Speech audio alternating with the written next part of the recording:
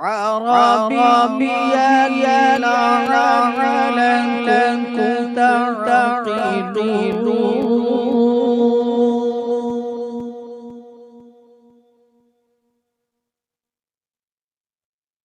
نحن نقص عليك أحسن القصص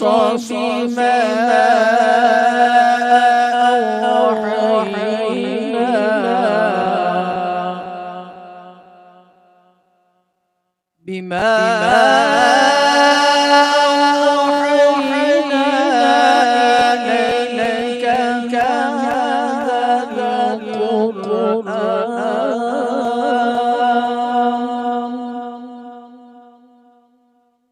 وإن كنت من قبله لمن الغافلين.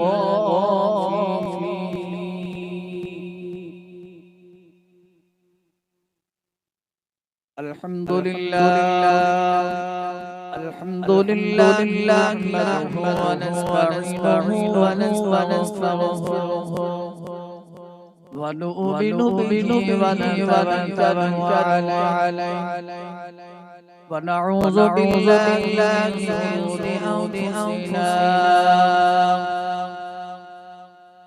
ومن سيئات أعمالنا.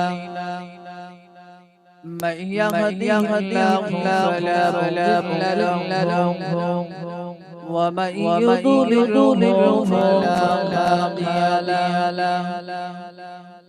ونشهد أن لا إله إلا وحده لا شريك له. ونشهد أن محمدا صلى الله عليه وسلم عبده ورسوله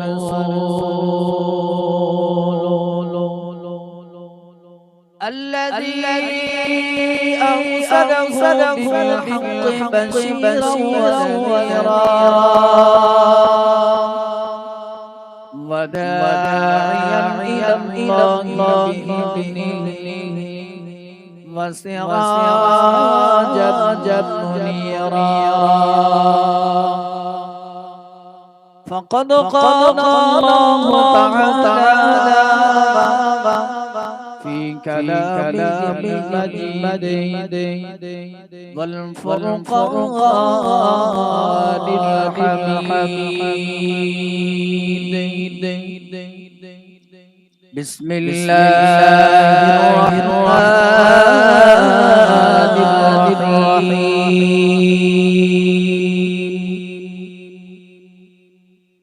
كل نفس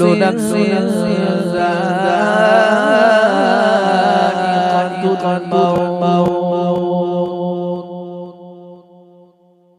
وقال النبي صلى الله عليه وسلم من أحب سنتي فقد أحبني ومن أحبني كان معي في الجنة أو كما قال عليه السلام. إن الله وملائكته يصلون على النبي يا أيها الذين آمنوا صلوا عليه وسلموا تسليما. اللهم صل على سيدنا مولانا محمد وعلى آله سيدنا مولانا محمد বাড়ি বাড়ি কোন কোন গোদা বাড়ি বাড়ি কোন কোন গোদা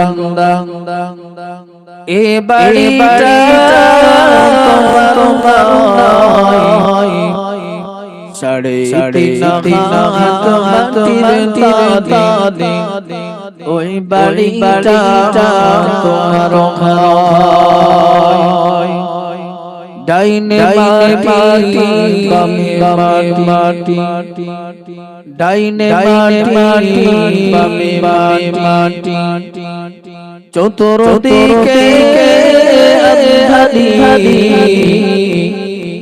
উপর পানে চাইয়া দেখো শুধু বাসে চঙ্গারি বাড়ি বাড়ি করো করো গোদা বাড়ি বাড়ি করো করো গোদা এ বাড়িটা তোমার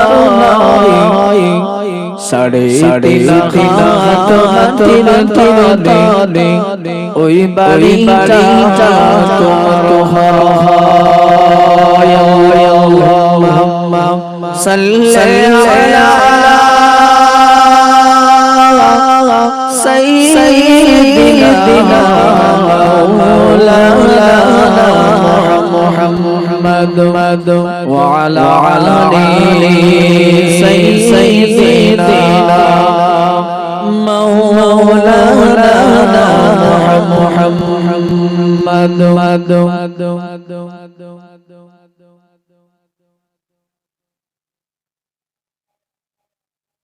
নবী নবী কালে সোনি নবী নবী কালে সোনি চোখে চোখে দেখে দেখে কোরআন পড়ি হাদিস শুনি তবু মনের আশা মিটিল না আল্লাহুম্মা সাল্লি আলা সাইয়্যিদিনা মাওলানা মুহাম্মদ ওয়া আলা আলি সাইয়্যিদিনা মাওলানা মুহাম্মদ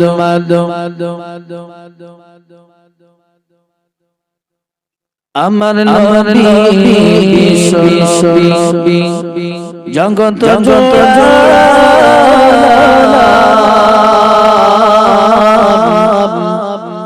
সেই নবী দরুদ পড়ে জোড়াই সাই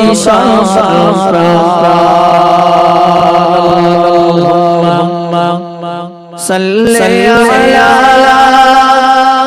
সাইয়্যিদিনা মাওলানা মুহাম্মদ ওয়া আলা আলি সাইয়্যিদিনা মাওলানা মুহাম্মদ কলমায়ে জিকির করে লা ইলাহা ইল্লাল্লাহ লা ইলাহা ইল্লাল্লাহ লা ইলাহা ইল্লাল্লাহ মুহাম্মাদুর রাসূলুল্লাহ আসমানের মালিক যে আল্লাহ জমিনের মালিক সে আল্লাহ হাতের মালিক যে আল্লাহ মউতের মালিক সে আল্লাহ লা ইলাহা ইল্লাল্লাহ লা ইলাহা ইল্লাল্লাহ লা ইলাহা ইল্লাল্লাহ মুহাম্মাদুর রাসূলুল্লাহ কলেমা সঙ্গে সাথী কলেমা দৌড়ে বড় করে দিবারাতি কলেমা ছাড়া নেই গতি লা ইলাহা ইল্লাল্লাহ লা ইলাহা ইল্লাল্লাহ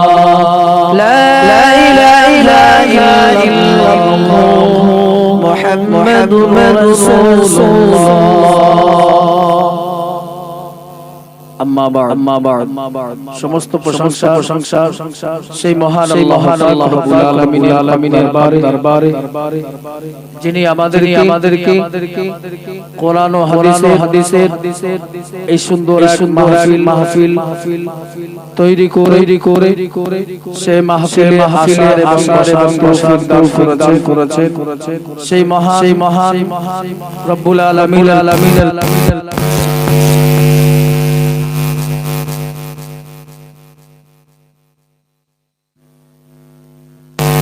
হাবিব আমাদের নবী কুলের সরদার হযরতে মুহাম্মদ রাসূলুল্লাহ সাল্লাল্লাহু আলাইহি ওয়াসাল্লামের প্রতি দরুদ ও সালাম সকলে একবার আওয়াজে বলি সাল্লাল্লাহু আলাইহি ওয়াসাল্লাম। আজকে আমরা হয়েছি কোরআন এবং হাদিসের আলাপ আলোচনার মজলিসে এখানে দূর থেকে আমন্ত্রিত উলামায়ে কেরামগণ তারা আসবেন তাদের কোরআন ও হাদিসের মুখস্থিত বাণী আমরা তাদের দিয়ে শ্রবণ করব। তারা একের পর আমাদের সামনে কোরআন ও হাদিসের জ্ঞান গর্বক্তৃতা পেশ করবে। সবার প্রথমে আমি গুনাহগার নগণ্য খাদেম আপনাদের সামনে একটি কথা বলবার জন্য হয়েছি। বাকি আল্লাহুল আলামিনের মুবারক মর্জি। আমি শুরুতে কোরআন থেকে একটা আয়াত তেলাওয়াত করেছি এবং রাসূল পাক সাল্লাল্লাহু আলাইহি ওয়াসাল্লামের জবান দিয়ে বর্ণিত অগণিত হাদিসের মধ্য থেকে ছোট্ট একটি হাদিসের টুকরা আমি পাঠ করেছি। আল্লাহ যদি চাই এর উপরে দুটো কথা আমি আলোচনা করব। তারপরে আমাদের গ্রামের ইমাম আলহাজ ইয়াসিন আলী সাহেব তিনি আপনাদের সামনে আলাপ আলোচনা করবেন। আপনারা যারা বাড়িতে রয়েছেন আর দেরি না করে চলে আসুন। আল্লাহ পাক রব্বুল আলামিন বলছে কুল্লু নাফসিন যায়িকাতুল মাউত প্রত্যেক নাফসকেই স্বাদ গ্রহণ করতে হবে। মৃত্যুর স্বাদ সকলকে গ্রহণ করতে হবে। পৃথিবীর জমিনে যেই জন্মেছে তার দুনিয়া থেকে বিদায় নিতে হবে। কখন বিদায় নিতে হবে আল্লাহ কোরআন শরীফে আরো জানিয়েছেন ইদা জা আজালুহুম লা ইস্তাখিরুনা তোমার যখন আজল পরিপূর্ণ হবে ঠিক সেই সময় হযরতে আজরাইল আলাইহিস সালাতু ওয়াস সালাম এসে তোমার জাহান্নামটা করে নিয়ে চলে যাবে। তোমাকে এক মিনিট আগে বা পরে তোমার মৃত্যু হবে। মৃত্যু আমাদের অনিবার্য। এই দুনিয়াতে আমরা এসেছি, আল্লাহ আমাদের পাঠিয়েছেন তার ইবাদত করবার জন্য। আল্লাহ কোরআন শরীফে বলছে আমা খলাকনা ওয়াল ইনসা ইল্লা লিয়াবুদুন আমি জিন জাতি এবং মানুষকে সৃষ্টি করেছি শুধুমাত্র আমার ইবাদত করবার জন্য। কিন্তু আমরা দুনিয়ার জমিনে সেই আল্লাহ সেই মহান আল্লাহুল আলামিনের ইবাদত আরাধনা উপাসনা এগুলো থেকে আমরা অনেক পিছিয়ে আছি। আমরা সময় দিতে পারি না নামাজ। সঠিক সময় মতো নামাজগুলো আদায় করতে পারি না। আবার কথায় কথা বলি আবার বিভিন্ন খারাপ কাজের সঙ্গে আমরা জড়িত। সে সুদের সঙ্গে বলেন জিনার সঙ্গে বলেন চুরিদারির সঙ্গে বলেন ওজনে কম দেওয়ার সঙ্গে বলেন আর জমির বলেন যে কোনো প্রকারের বিষয়গুলোর উপরে আমরা জড়িয়ে এই দুনিয়ার মায়া আমাদের বেরিয়ে আসতে হবে। যদি আমরা বেরিয়ে না আসতে পারি এই মায়াজালে জড়িয়ে যদি আমাদের নষ্ট হয় আমাদের মৃত্যু হয়ে যায় তাহলে জীবনটা আমাদের জন্য খুব ভয়াবহ। কবর কাউকে ছাড়বে না।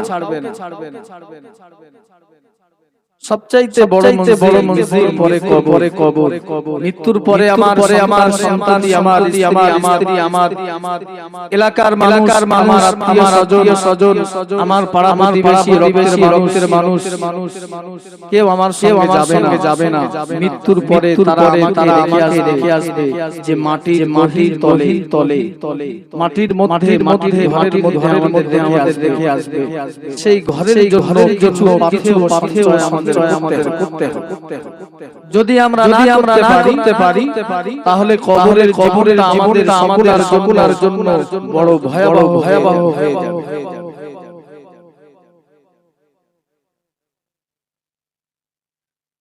সেই কবরের জীবনটা কবরের জীবনে শান্তি পেতে গেলে দুনিয়ার এই জীবনটা মায়াজালে আমাদের জড়িয়ে রাখলে চলবে না। সেই দুনিয়ার মায়াজাল বেরিয়ে এসে আল্লাহর হুকুমগুলোকে রীতিমতো আদায় করতে হবে। নামাজ আদায় করতে হবে। এই গ্রামে দুটো মসজিদ, এই দুটো মসজিদের যে কোনো মসজিদে নামাজটা আদায় করুন বা আপনি যেখানে থাকেন সেখানেই কোনো না কোনো মসজিদ সেই মসজিদে নামাজটা আদায় করুন। যদি মসজিদ নাও হয় কোথাও দু একজন জামাতের সঙ্গে নামাজটা আদায় করুন। যদি সেটাও না হয় তাহলে যদি আপনি একা থাকেন একা নামাজটা আদায় যেখানেই থাকেন না কেন। কিন্তু আমাদের নামাজের চাইতে আমাদের কাছে আজকে বেশি বড় হয়ে গেছে আমাদের কাজ। বেশি বড় হয়ে গেছে আমাদের কাজ। এই কাজ আমার সন্তান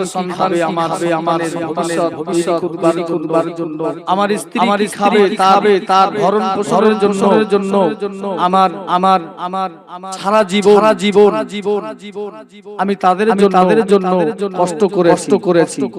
কিন্তু মরে যাবার পরে তারা আমার উপকারে আসবে না। মরে যাবার পরে আমাকে রেখে আসবে সেই কবরের জন্যই আমি কিছু করতে পারলাম না। এটাই আমাদের দুর্ভাগ্য।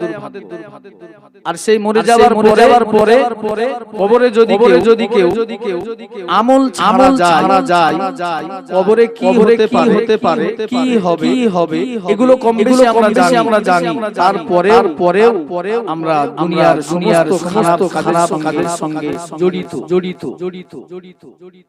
হযরতে মা ফাতিমা রাদিয়াল্লাহু তাআলা যখন দুনিয়ার জমিন থেকে বিদায় নিলেন হযরতে মা ফাতিমা রাদিয়াল্লাহু তাআলা আনহা দুনিয়া থেকে বিদায় নেওয়ার পরে তাকে যে কবরে দাফন করানো হবে তাকে যে কবরে দাফন করানো হবে সেই কবরের পাশে যে হযরতে মুহাম্মদ রাসূলুল্লাহ সাল্লাল্লাহু আলাইহি ওয়াসাল্লামের সাহাবী হযরত আবু যর গফফারী রাদিয়াল্লাহু তাআলা আনহু সেই কবরের পাশে যেতে লাগলেন হে কবর তুমি শুনে নাও তোমার ভিতরে আজকে যাকে দাফন করানো হবে তিনি হচ্ছে রাহমাতুল আলামিন সাইয়্যিদুল মুরসালিন নবীন হযরত মুহাম্মদুর রাসূলুল্লাহ সাল্লাল্লাহু আলাইহি ওয়াসাল্লামের বেটি হযরত ফাতিমাতুল জোহরা রাদিয়াল্লাহু তাআলা আনহা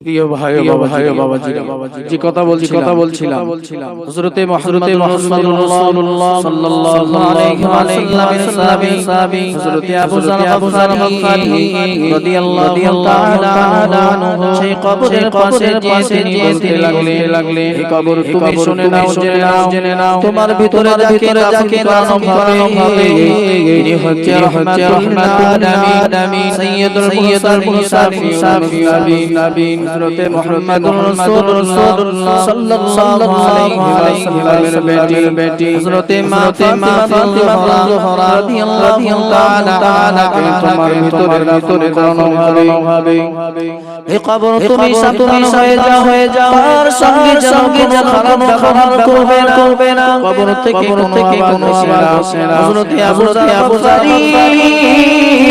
রাদিয়াল্লাহু তাআলা তিনি দ্বিতীয়বারের জন্য লক্ষ্য করে বলতে লাগলেন এই কবর তুমি শুনে নাও তোমার ভিতরে যাকে দাফন হবে তিনি হচ্ছে খাতুনে জান্নাতের সাতারিনী হযরত ফাতিমাতুল জোহরা রাদিয়াল্লাহু তাআলা আনহা তাকে তোমার ভিতরে দাফন হবে কবর তুমি হয়ে যাও আর সঙ্গে যেন কোনো রকম দুর্গম হবে না কবর থেকে কোনো যাচ্ছে না দ্বিতীয়বারের জন্য হযরত আবু যর রাদিয়াল্লাহু তাআলা আনহু তিনি কবরকে লক্ষ্য করে লাগলেন এই কবর তুমি শুনে নাও তোমার ভিতরে যাকে দাফন হবে তিনি হচ্ছে রাহমাতুল আলামিন সাইয়্যিদুল মুরসালিন নবীন হযরত মুহাম্মদুর রাসূলুল্লাহ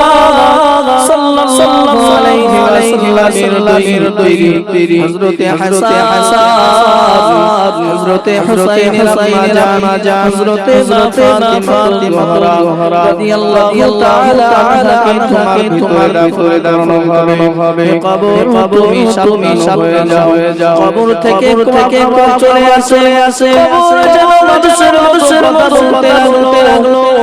কবর থেকে আমাকে আসে রাসূলুল্লাহ সাহাবী হযরতে আবু যার রাদিয়াল্লাহু তাআলা আনহু তুমি শুনে নাও জেনে নাও তোমার আমার ভিতরে যে ব্যক্তি আসবে সে যদি আমার কাছে আসে সে যদি আমল আসে আমি তাকে এত কষ্ট দেব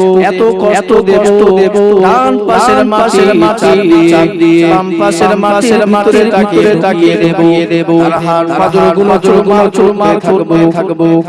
ও রাসূলুল্লাহ সাহাবী হযরতে আবু যার রাদিয়াল্লাহু তাআলা আনহু তুমি জেনে নাও আমি কোন রাসূলুল্লাহর বেটি হযরতে ফাতিমা রাদিয়াল্লাহু তাআলা আনহাকে আমি চিনি না। আমি কোন খাতুনে জান্নাতের সরদারিনী হযরতে ফাতিমা রাদিয়াল্লাহু তাআলা আনহাকে আমি কখনো চিনি না। আমি কোন রাসূলুল্লাহর তৈরি হযরতে হাসান হযরতে হুসাইনের আম্মা জান হযরতে ফাতিমা রাদিয়াল্লাহু তাআলা আনহাকে আমি চিনি না। আমি কবর শুধু চিনি আমল। যে ব্যক্তি আমার কাছে আসবে আমি তার জন্য বড় শান্তিদায়ক হয়ে যাব। তার জন্য আমি কবরের পালের হয়ে যাব। আর আমার ভিতরে যে ব্যক্তি আমার আসবে আমি তার জন্য এত ভয় হয়ে উঠবো, এত কষ্টদায়ক হয়ে উঠবো। এক পাশের মাটি অপর পাশের মাটির ভিতরে দেব। তার হাড় পাঁজরগুলো চলমার থাকবো। এমন ভাবে কবরের জীবনে আমি কষ্ট দিতে থাকবো।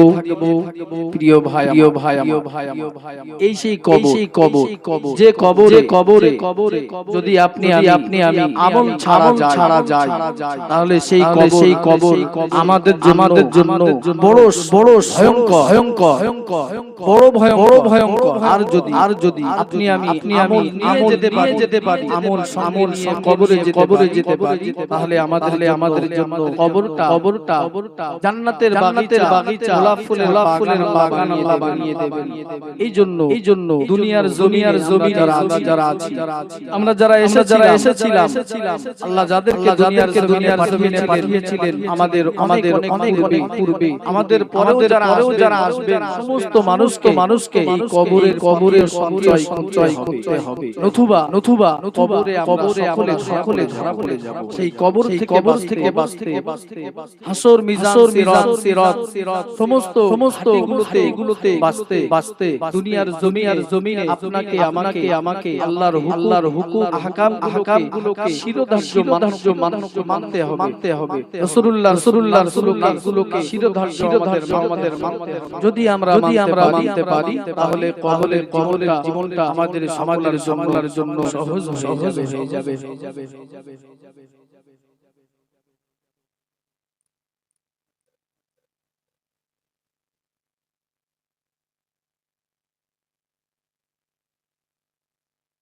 বিশেষ ঘোষণা একটি মোবাইল হারিয়ে গেছে। একটি মোবাইল হারিয়ে গেছে।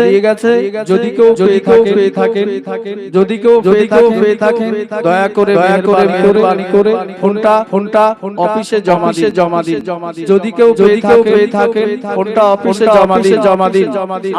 আমাদেরই গ্রামের ছেলে তার ফোনটা হারিয়ে গেছে। যদি কেউ পেয়ে থাকেন দয়া করে মেহেরবানি করে অফিসে জমা দেবেন।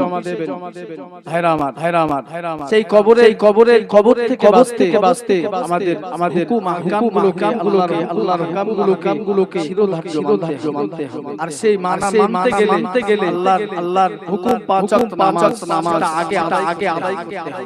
সমস্ত খারাপ কাজ থেকে দূরে সরাতে পারে একমাত্র জিনিস, সেটি হচ্ছে নামাজ। নামাজ যার ভিতরে আছে, একদিন না একদিন ওই ব্যক্তি সমস্ত খারাপ কাজ তার জীবন থেকে মুছে যাবে।